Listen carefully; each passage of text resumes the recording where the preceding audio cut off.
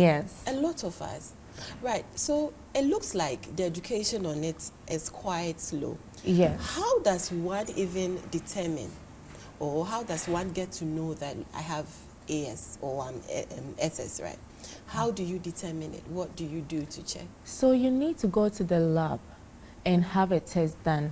But some people have been disappointed. I've heard stories of people saying, oh, when we went to check our genotype before marriage, because the marriage counselor said it, we found out that I was AA and my wife is AS, but now we've given birth to a child with sickle cell disease. Until or this It's child, it's a care. Say, no, this is not my child. You've gone to cheat on me. And it's caused a lot of havoc in marriages and in people's lives, disappointments and all. But then what happens is that if you do not do the right test, then you wouldn't know. A lot of people go for the sickling test, which is on the insurance. It's not wrong to do sickling test, so okay? Explain to us the type of tests available. Okay, so sickling test is what was done at UCC as well. If I'm AC and I do the sickling test, it will say sickling negative because the sickling picks up only the S. It's the S that sickles, the C does not sickle. So if you do the test and you look at it under the microscope, you wouldn't see any sickling of the red blood cells, but I'm AC. So the lab technician may tell you, oh, you are good, you are AA. Then you meet someone else who is AS, you're like, oh, I'm AA, you are AS, so we are good to go. You marry and you give birth to a child who is SC. It's the second commonest type of sickle cell disease in Ghana and other parts of the world. Then be like, wait, I'm AA, so why? Then you go and do HB electrophoresis, which is the main test and the most recommended test in Ghana and in Africa because it's the cheapest. In developed countries, they would go for what we call HPLC, which is high performance liquid chromatography.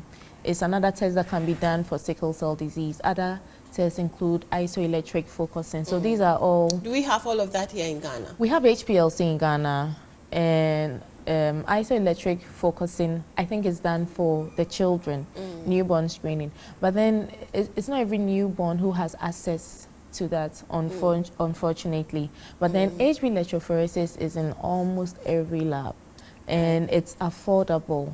Okay, it's best to spend some money, yes, to get to know your genotype.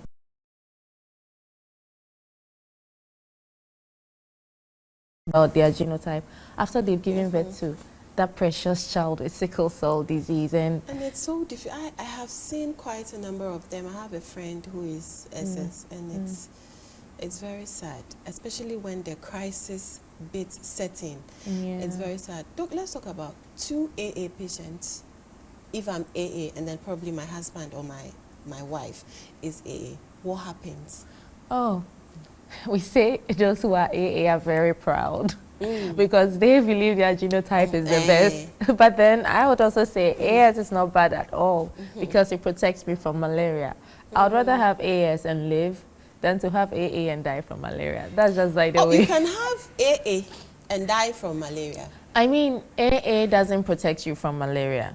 My brother is AA and he's always getting malaria. And I see benefits of being AS. But AS, you get malaria. I've never been admitted to the hospital for malaria. I've not had malaria up to 5 times in my life. And so AS, you barely get malaria, especially the severe form of malaria.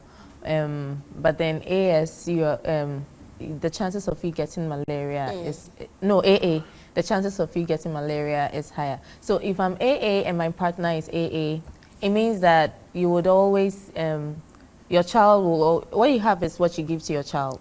So my child takes my A, I'm always giving an A, and my husband is also always giving his A. So our children will all be AA. So there is a 0 chance of our children inheriting sickle cell disease. I see. Doc, let's talk about some of the symptoms that comes with it. Yeah, so even if you've not been to the hospital to get tested, when you realize that there is a baby who has swollen fingers, like the joints, swollen toes, painful joints when you touch, then the baby will be crying, fever, yellow eyes, which we call jaundice. They should make you think about sickle cell disease. Then you take the child to the hospital and you let them check. And usually this is accompanied with anemia, which can be severe, which is low blood levels. Okay, so that's it in babies. In adults, pain is the commonest complication of sickle cell disease and is the commonest symptom as well. So they have severe pain. And this pain, a patient once told me that it was like, she felt like a sword or something was being used to cut her hands. And another patient told me they can have back pain, joint pain. I have witnessed one. I mean, I was just talking about her. When it happens, it's like she shuts down. The whole system shuts down, and it's very bad. Let's talk about some of the complications that comes with it.